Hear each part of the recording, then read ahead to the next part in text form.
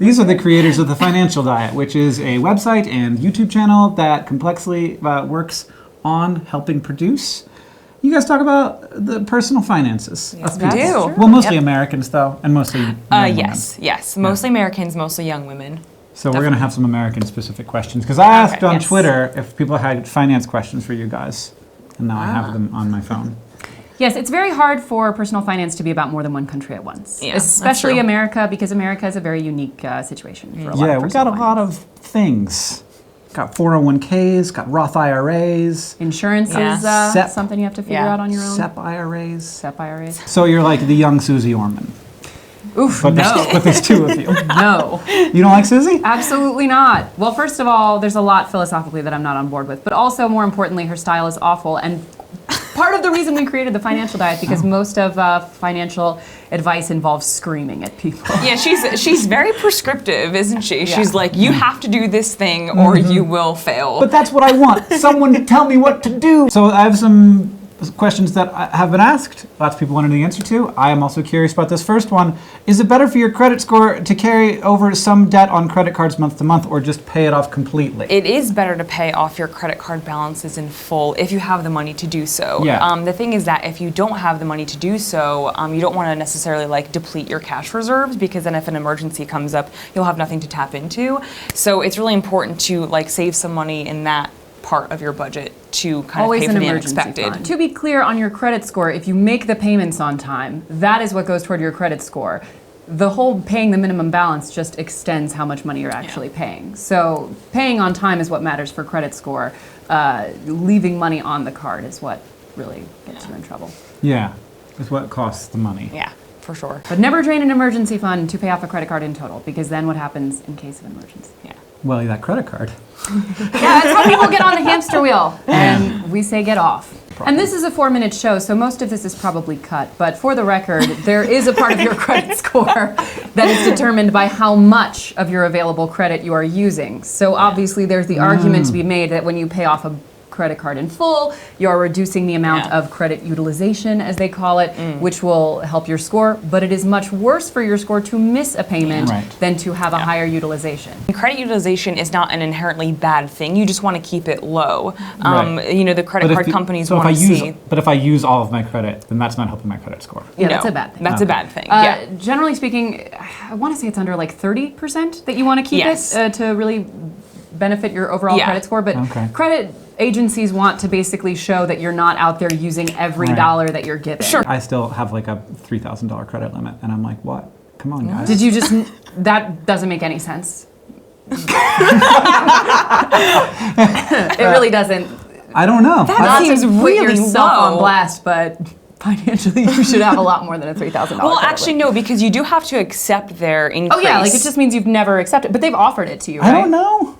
Do you snub up in your mail? With no, I mean, I feel like, I don't know. Do I have to sign something? Do I have to push a button? Yeah, you have to agree to it. What they do is they send you the card that's already ready to go. You just have to activate it to accept the money. I think that they've given up on me. If you're not responsive, they may have stopped trying to get you to take more money from them. What are some resources for getting started in investing? Should I meet with a human person or just go on E-Trade? All right, now listen up. Chelsea? I'm so ready to go in on this. You're going to start yelling? Wait, no, I'm not going to Suze Orman it. All right. Is it Suze? I think it's Susie. So here's the thing. There is very little regulation about who can advise you with your money. And there's even less regulation now about what they have to be acting in the interest of, aka they could be giving you bad advice or unqualified advice. A lot of the people out there shilling tips on investment are dangerous. So that's first and foremost when it comes to money. But also, when it comes to investment, you can start really, really, really small. Obviously, if you have a 401k at your job, which many people do, that is investing. That's a retirement account. It's something that your employer provides to you, and it's probably the least satisfying because you don't see your money for a really long time, but it's investment. But if you're thinking more about active investment, there are very, very easy, low-cost ways that don't require you to potentially talk to a snake oil salesman. And that would be Obviously, first and foremost, Google your terms. An Investopedia is a great resource. It has like almost great every website. financial I use it term all you the could time. want. Yeah, every I still use it all the definition time. you could possibly There's a need is lot on of Investopedia. terms. Yeah. You just keep and you need to scrolling and know- scrolling. Like the only way you can defend yourself is if you know Right. what Yeah. even these words mean. So like you should know like what a stock is, etc. But lastly, if you're looking for a really easy place, I would personally recommend to go to something like Fidelity, which is like really, really great reputation. They've been around forever. Super low barrier to entry. Like you can invest a couple $100s a year, and you can do it all online really quickly. But first, read your terms. When you're investing, it's all about like these like small compound interest gains. So you're hoping to get like 5 to 10% returns on the year. 10% would be amazing.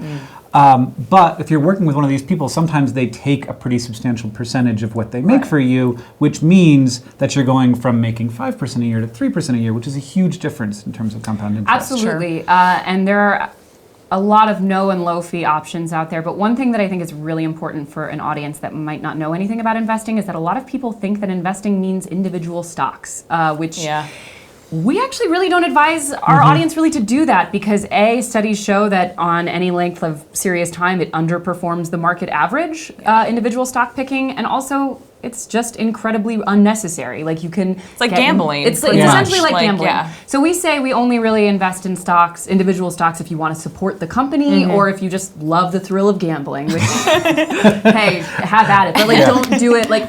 But more importantly, you need to think of investing like something like a mutual fund or a 401k. That's investing too. It's just not as sexy. Yeah. Whenever I see somebody sort of bragging about how their stock pick did, I think about how all the ones they're not bragging about did. Right, exactly. Because obviously, I mean, losses loom larger than gains, and people feel like it's painful when they lose money. But when you do individual investing with stocks, that's going to be part of your life, and just something you deal with. Losses loom larger than gains. I love that. Not when I go to the gym, girl.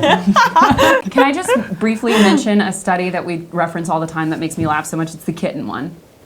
Oh, the kitten one, yes. Oh this my will gosh, probably get cut too, but just in Yeah. case it doesn't. So basically, there was a study performed where they had these like expert analysts who were picking stocks, and then they had a group of kittens who were like just like walking on towards stocks. like one of two cards. It was like And yes, no. Over, I can't remember, like maybe a couple years, the kittens outperformed the analysts. So. Yeah.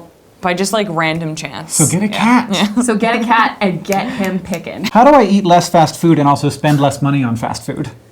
Stop driving by them first and foremost. Like, What? How do I not drive by fast food? That's literally there on all the roads. For that That's very why they reason. are there. create an alternate route, find the ones that tempt you the most, and you avoid those things like the plague. Also, start cooking at home. Yeah, right. what Like is that's this, the easiest America? way. We love to recommend making your own sort of like personalized TV dinners. Like you batch cook on Sunday, Yep. you like put on a podcast or a movie, you batch cook something that you like to eat and will eat that's a little bit better for you and cheaper than fast food. Or like learn those Stick 'em in the copycat freezer. recipes Yeah. from like your favorite fast food places. You know, like How do I make a chicken McNugget? yeah, or like chicken lettuce wraps. They've got like the PM Chang's like copycat recipe, which is actually super good. Like whoa, it's, are we really reviewing our level of luxury that we think P.F. Chang's is best? If you ever buy soda, it's very bad for you. Also get the small fry and from the value if you're menu. going to order a fast food. Oh yeah. man, I love myself one of those like little hamburgers that they give you for like Did they- 99 A cents. JBC at Wendy's? How's wrong with those? Wait, what is a The JBC? Junior Bacon Cheeseburger. Oh, okay. So that I don't eat those. I have not been to they're so Wendy's in good. years. Wendy's is my fave. Hashtag spawn. Should I be investing in cryptocurrency? No. No. No. Next question. Why shouldn't I rack up my credit cards if it just goes away when I die? Oh my God. Why not? Why not? There's all these years between now and when you die when they're gonna take your stuff away. Yeah, like you rack up credit card debt like month to month. So when you get sent that bill and you don't pay it, like you'll start to see those effects like almost immediately. Like your credit score will tank. You won't be able to get a loan or a mortgage or like lease a car. Like those will start Or even affecting rent an you apartment now. in a lot of cases. Yeah, Like, absolutely. the effects will happen long before death. Also, this is America, girl. Your debt just transfers to your spouse. So, Oh yeah. I mean, not in Yeah. all cases, but in a lot of cases, Yeah. if you die with debt, someone's taking care of that. And if it's not your estate, it could be someone you're married to. So, they'll come rob you in the grave. Yeah. They'll come There's take no your rings and your escaping it. bracelet. It doesn't go to your children though. So that's No, that's good. true. It doesn't go to your children, Okay. but So credit cards that offer airline miles. What to avoid? How to make it work for you? Thinking of getting one to help with my honeymoon flights. Just don't. It's so freaking complicated. it is. I have one. Oh, I don't. Here's my tip. If you are just so turned on by the idea of like spending days of your life figuring out how to like correctly utilize your airline credit card, go for Then it. get Lots of one, people yeah, are really yeah. into it. But I am not, Or- and never will be, because I have. Or- So just get the Amazon card that gives you Amazon points, and it just like appears that you suddenly can buy something for free on Amazon. Rebuttal. I would just like to say that. So, my fiance and I, he's French. We fly quite a lot, and so it's very useful to us to have airline points because we use them quite a lot. We have a Delta card that we run all of our bills through, including like rent and all that stuff, and just rack up miles. And it's actually quite advantageous. We get a couple free tickets out of it almost on a yearly basis. So it can work for you, but if you don't fly a lot, who cares? Yeah. It's one honeymoon. Yeah. You really have to fly a good amount for those Yeah. things to be worth it. And like with you and Mark, it makes sense. But for your average person taking like one trip a year, it's just going to be And like certainly a massive for a headache. specific trip, that is a ridiculous. You won't even Yeah. you would have to spend like you would have to buy a house on that credit card. What should I do with extra money? I want to remain reasonably liquid, but would like to get more than the 0.001 savings account interest rate. What are savings account for anymore? It used to be that there were interest Emergency rates. funds.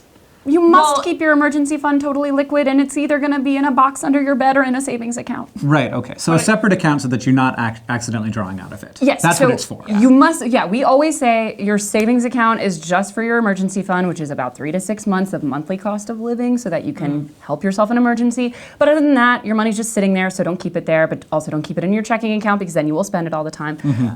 Depends on what reasonably liquid means, because if she means she wants it in like 2 to 5 years, she can use a time deposit or a CD. But if she doesn't need to take it out at any real determined point, I would say a mutual fund or an ETF. Yeah. The only place you can't put it if you really want it to be reasonably liquid is a retirement account, in which Yeah. case the It's government will locked. penalize you for taking it Right. out. Yeah, I mean, you Yes. can take it out, but you'll just have to endure like massive It penalties. defeats the purpose of having a Yeah. retirement account.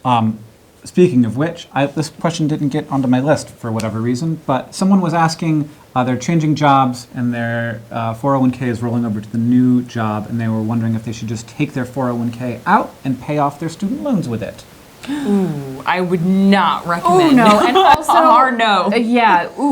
Hard no. The only time that you can sort of justify taking out your 401k early is certain types of mortgages, which don't penalize you for doing it, but this is a super case-by-case basis, and Yeah. honestly a question for an HR person Yeah. for a lot of this stuff. The only reason to do it is if there's an emergency, really. Yeah. The whole point of the 401k is that it's a very good deal. Right. Like having tax-free Right. interest growing is a huge deal. Yeah, absolutely. And if you take it out, you lose that. Right. And your student loans are probably at a fairly low interest rate already. Right. So it's really nice to get that off your back and to not have to worry about your loans anymore. But financially, it's a much better decision to just pay them off as they come. Yes, Yeah. the cases in which it would be financially advantageous to break a 401k for an investment like a mortgage or something like that are rare enough that the answer is just no, with extremely rare caveats. And if you're at that bridge, you'll probably know it, but student loans, absolutely not. Yeah, no. Because like Hank said, the interest rate is so low that Yeah. you're fine spending money on that as you go. Are they federal student loans? Or is that I don't know if they're.